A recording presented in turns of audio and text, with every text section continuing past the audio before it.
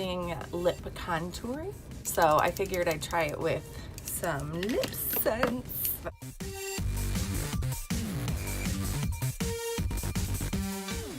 I highlight just the center of my lips with this.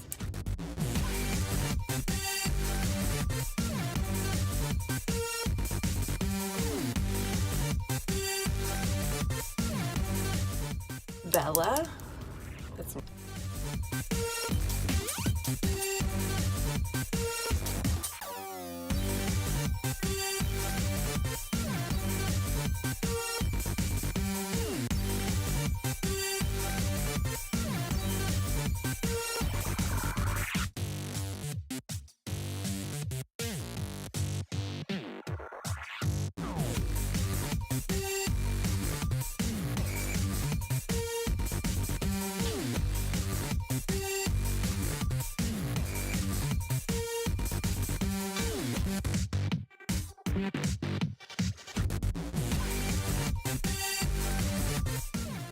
kind of like an ombre.